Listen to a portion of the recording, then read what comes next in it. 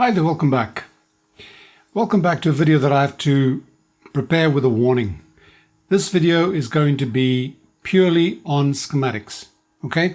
This one is just a description on how I understood the circuit to work.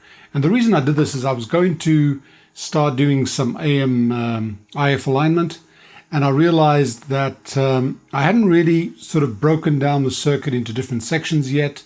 And I didn't want to just start following instructions and, aligning coil 4 and checking for the maximum amplitude at 0.5 and so on and so forth. So I decided I wanted to really come to grips with exactly how this thing worked.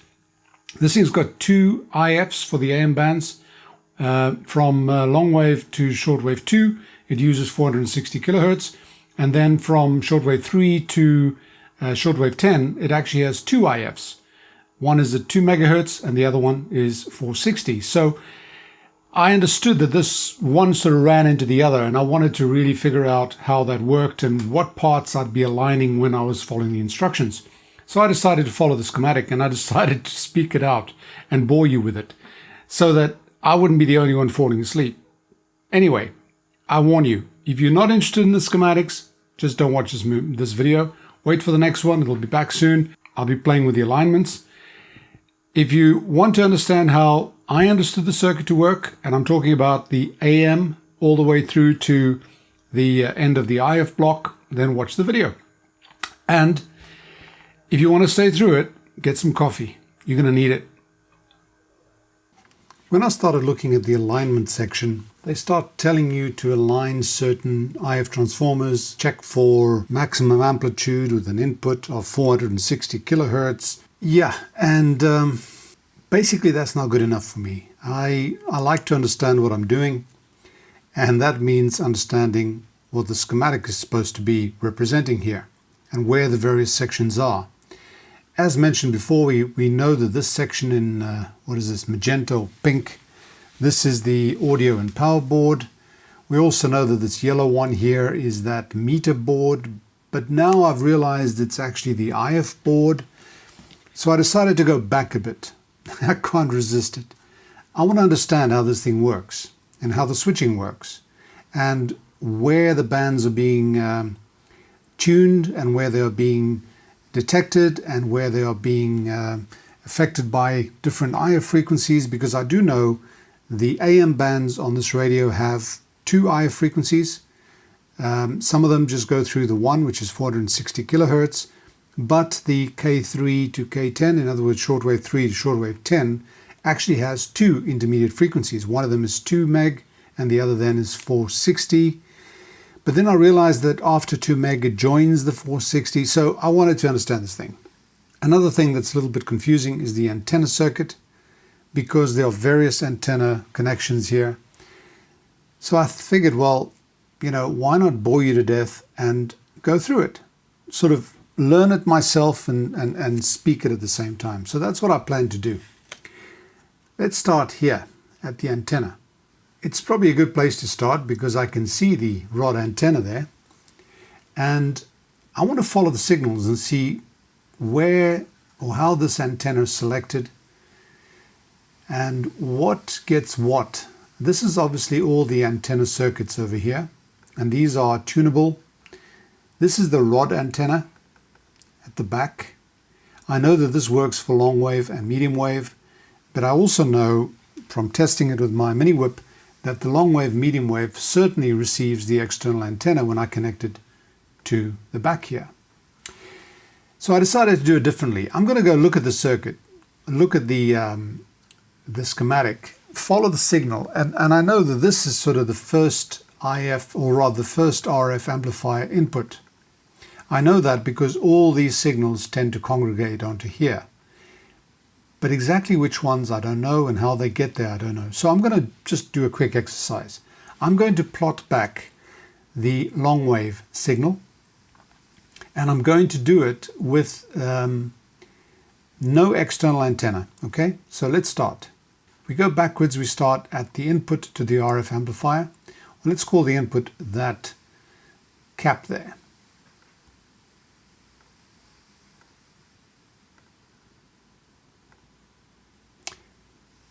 These switches, this one for example is the K1 switch, so I know that it only changes state from what's drawn here when you activate it. This is the external antenna switch, which only changes state when you activate it, and I'm not activating it just yet. I'm just following the signal to here. This is the long wave switch, so this will change state when I activate long wave, so it'll come to here. And that's what I'm seeing, and this switch here, which is activated by long wave, will change state, so that short to ground won't exist, so this capacitor comes into play, and that makes sense. What we've got here is the ferrite antenna. We've got a tap off there, and it's creating a tank circuit with this capacitor here, which is a trimmer cap. You can see it's a trimmer cap because it's got that flat thing at the top there on the wiper, as it were, which means that you tune this tank circuit for the long wave band. There's only one tuning here to maximize the signal, and this signal is picked up here on this tank circuit.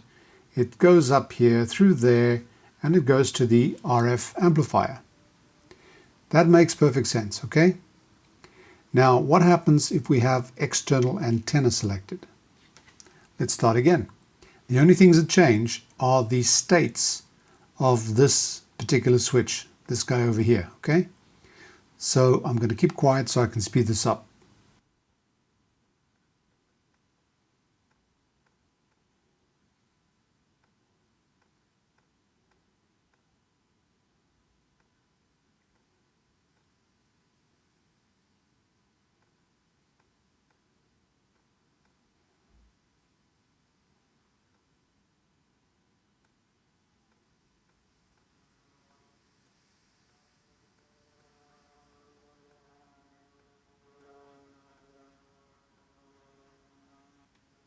Does that make any sense?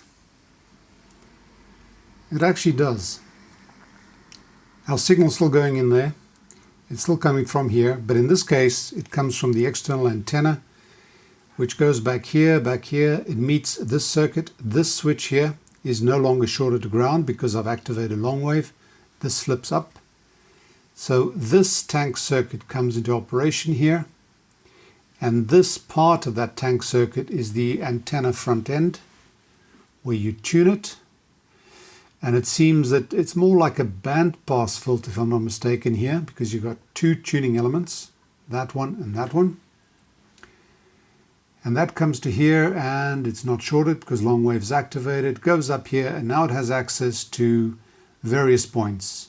This input here, this one's got a, I believe this is for high voltage flash discharge. I don't know, I can't remember what these things are called anymore. It goes up to here through this, and this would be a blocking, probably a trap, if I'm not mistaken, some sort of IF trap, and then it goes to these two antenna connectors over here. It also goes up to here, but I don't think it'll be very useful to get any signal from there. But it would get a signal from there if you choose external antenna. So it would actually go up there. So that's our that is our long wave. Okay. Now, since we've understood the long wave, the medium wave is very simple. We do exactly the same thing. We just look for M. So there's K1, 2, not interested, stays connected, stays connected. That's also K1. So that stays there, that stays there, that stays there. We're going to check for medium wave with the internal ferrite antenna. So that's not activated. We come to here, long wave is not activated, so that goes up there, and we meet this coil on the ferrite. And we go to here, we're using this trimmer. And we go to here, and there's medium wave is activated, so that goes down here. And goes to here. And that's not operative because our external antenna is not active, so that goes to here. That's external antenna as well. And what else do we see here? What are we getting? Now we're going to carry on going up to there, up to there, up to there, and what we have here now is the medium wave, which comes down through here, uses this part of the ferrite.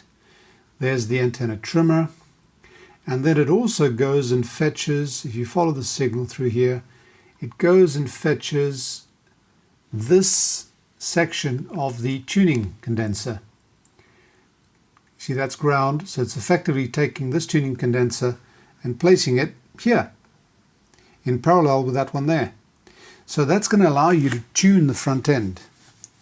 So it's got, you see this condenser here is the tuning condenser because it's got all these dotted lines to all the other elements of that tuning condenser. There are quite a few of them. I'm not sure how many exactly, but that's 518 picofarad. So it's basically taking this condenser, which is way up here, and it's putting it in circuit. That is our medium wave with the ferrite antenna activated. Now let's see what happens if we use external antenna.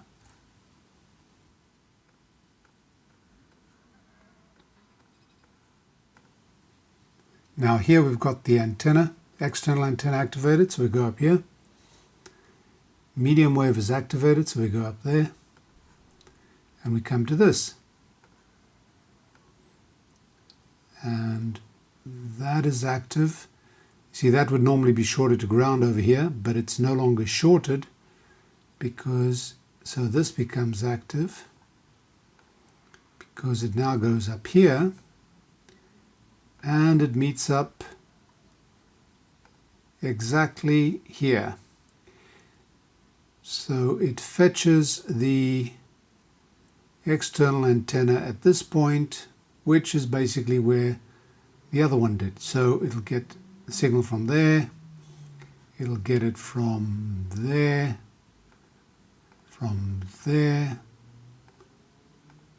and indeed from the rod as well. Yeah. Now we've lost the pre-tuning function here, I think. Looks like it. Why would they do that? Well, because effectively the external antenna is going to be a variable inductance all the time. Not like this one. When you've got this one, you can actually use another variable capacitor here. You probably know the values, so you can use it. It makes more sense. It sort of makes sense. I think this is correct.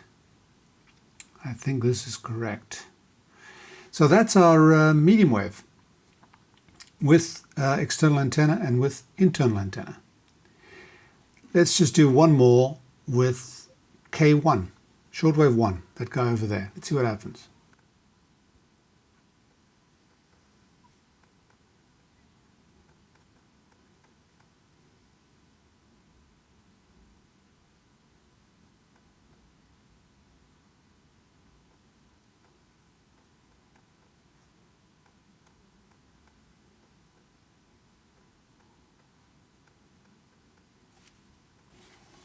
Does that make sense?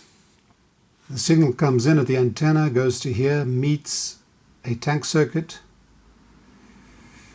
There's actually a trimmer here that will allow you to adjust the position of that pass of that tank circuit. This trimmer is an adjuster because that also goes and picks up that guy over there, that part of the tuning condenser,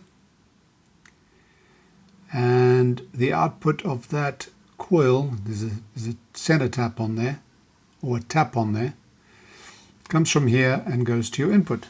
Perfect sense. What happens if you've got external antenna activated?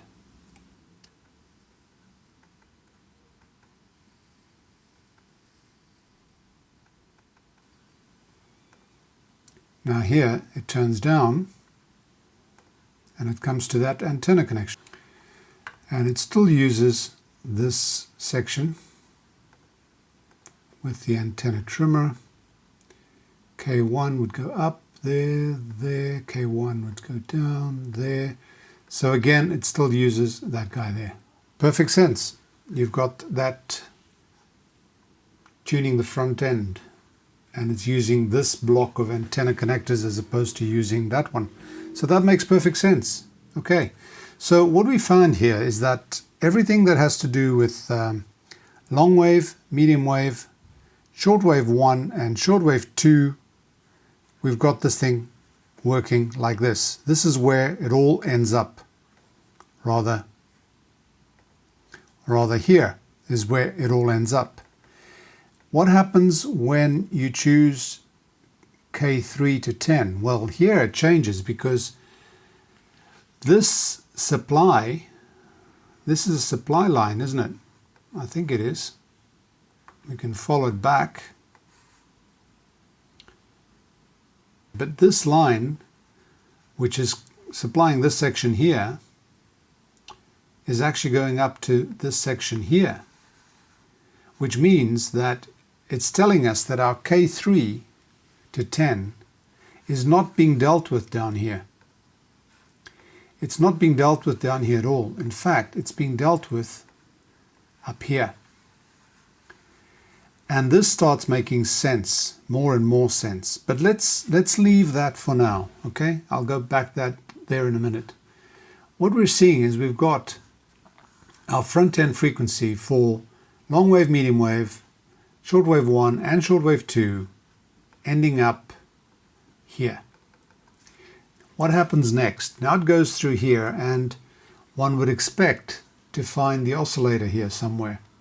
And it does make sense. Again, you've got long wave, medium wave. You see these indications, long wave, medium wave, K1, K2. One of these would be the oscillator section. And here you've got K2. What have we got here? This has all got to do with long wave, medium wave, short wave 1 and short wave 2.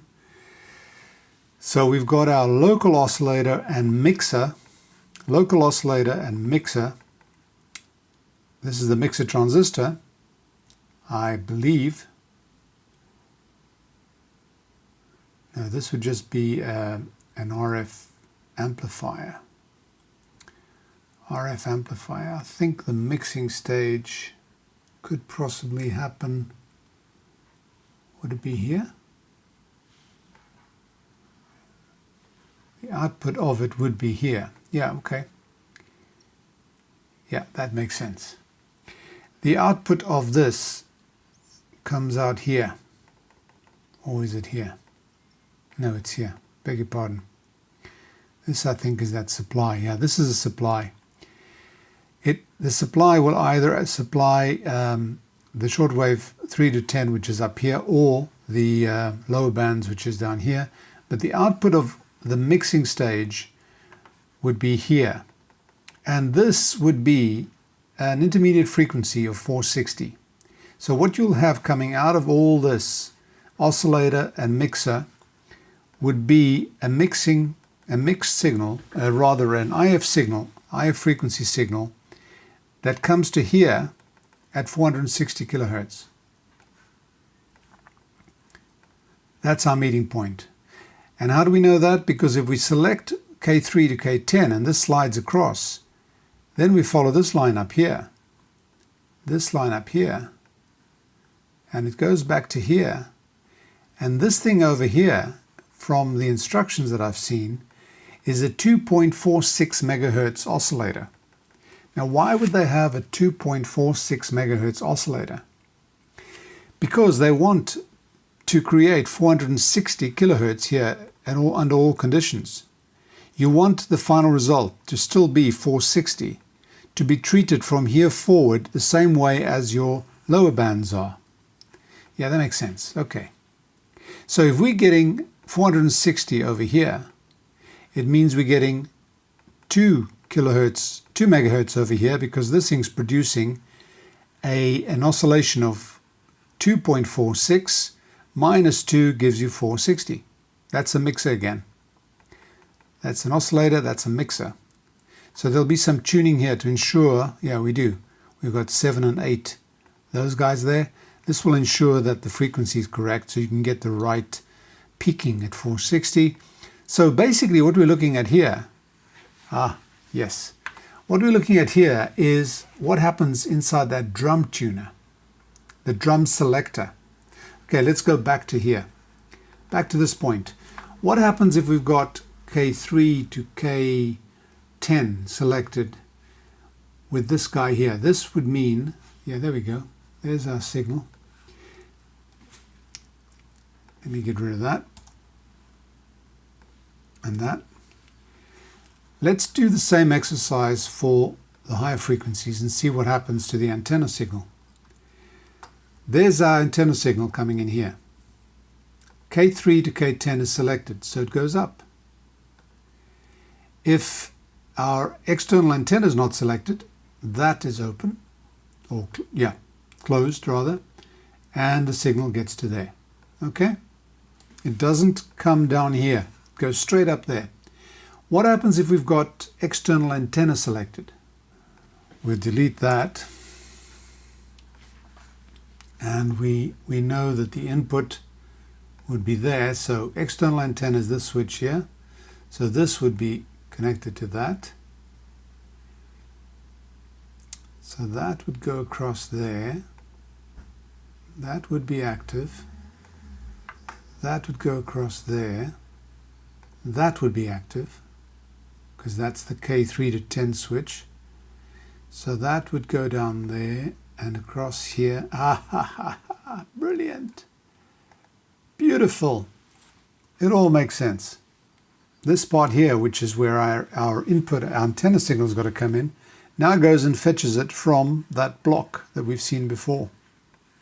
Okay, perfect. Now what have we got? Now we've got this dotted line here again. Let's see what that gives us.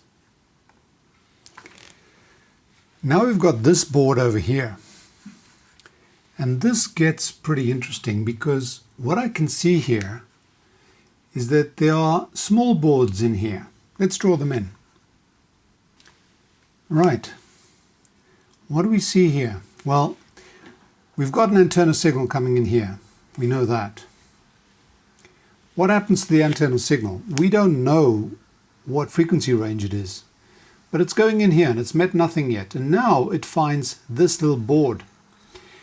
And this has got those clips on there. You see that? 1, 2, 3.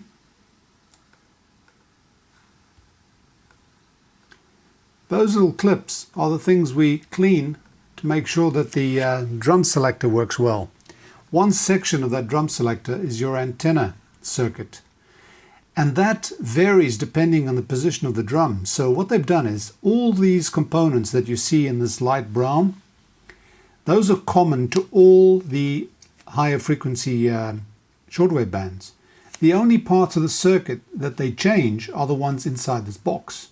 So if I've got it on position shortwave 3, the relevant components to give me that frequency band pass would come in, would be clicked in and make contact with those bendy things, right? Those spring connections that have to be nice and clean. So our antenna signal will go in there and it'll get treated, pre-selected as it were, and it'll come out here. Then it meets an RF amplifier and it's got these components down here that are standard as it were, but it has these that are specific to that band. So those have been clipped in and are making contact here, here, here, here, and here. These Zs are those spring clips, okay? The signal then carries on, comes on through, and at some point it's got to meet an oscillator. I'm not sure this is, which one's the oscillator? Local oscillator. So this is the oscillator. Now the oscillator has got to produce local oscillator frequencies conducive to the band that you've chosen. In this case, shortwave 3, right? So these components are responsible for choosing that band of frequencies that this thing's producing and that this transistor then amplifies and mixes and all that jazz, right? The cocktail is now specific to that band because these are the clips that are making contact with that part of the drum, okay? And the signal keeps coming through, and it gets to here, and it says, okay, now I've got a 2 megahertz, a local oscillator, IF frequency of 2 megahertz coming out here, because these have taken care of making sure that the incoming signal is mixed with a signal that is 2 megahertz higher than it, and therefore the difference between them. So let's say you've got a, let's call it a 4 megahertz signal over here. This thing's producing 6. If this thing was 12 megahertz, because you've got a different band, a different position of the drum, if this was producing 12 megahertz, this one would produce 14 megahertz and be adjustable, okay? So what happens is now the difference that comes through this section here is always going to be 2 megahertz IF frequency with the audio information, with the station information on it. Now it meets this thing, which is a 2.46 megahertz oscillator, and it mixes with that 2 megahertz, and again the difference is taken, and what you get here is an IF frequency of 460 kilohertz. And guess what? This comes down here and it meets this switch, which has two options. Either it's getting the 460 kilohertz IF frequency with information of the higher frequency bands, or it's getting them from the lower frequency bands, and now it's ready to be treated as a 460 kilohertz IF frequency. This makes perfect sense. And you know what? Depending on what position of that, what position the drum is in, this thing will work from, what is it?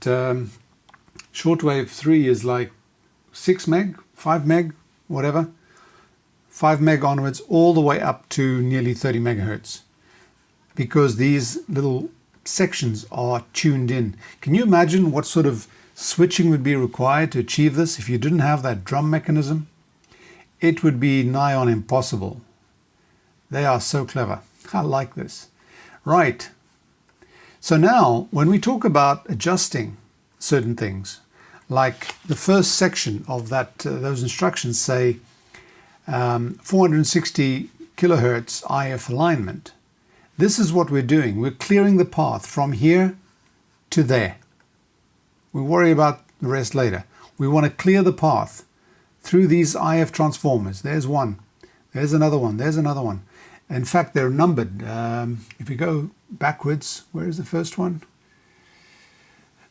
This is Roman numeral 1, 2, 3. These are the numbers of the coils. 4, but these are called ZF15. So IF transformer 15, 16, 17, 18. But there will be some that are related to 460 on this side. And you can see that there's ZF14, coil 5. And I'm sure there's actually more. See, these will all have to do with the IF stage of 460 kilohertz. And maybe there's even one you have to tune up here. Yeah, this one will probably need tuning, because this is the one that's passing through that difference between 2.46 and 2 to give you 460. So when we do the IF alignment for the 460, we actually have to do it on this board, wherever that is, and also on this board. And we'll probably need to adjust 7 and 8 to make sure that this is indeed accurate to 2.46. Okay, dude, if you're still awake, I think I'm gonna start doing this. I'm keen to see how accurate this is. I'm gonna follow the instructions as per the service manual.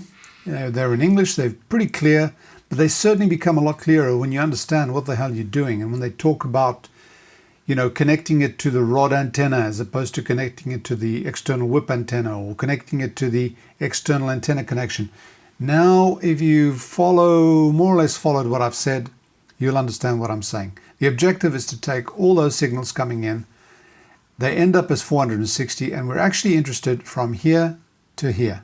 So from the input to the IF to the 460 kilohertz IF board, which is actually what I called the meter board incorrectly. That's actually the IF board. Yep, that is the IF board.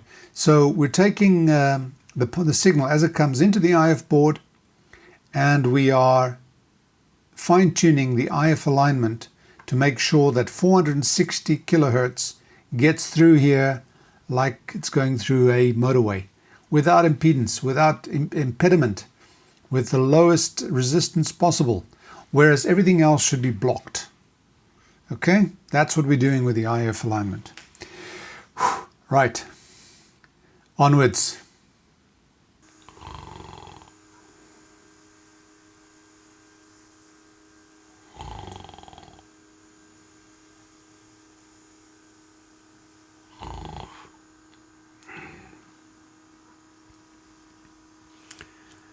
Thanks for watching. Bye for now. Stay safe.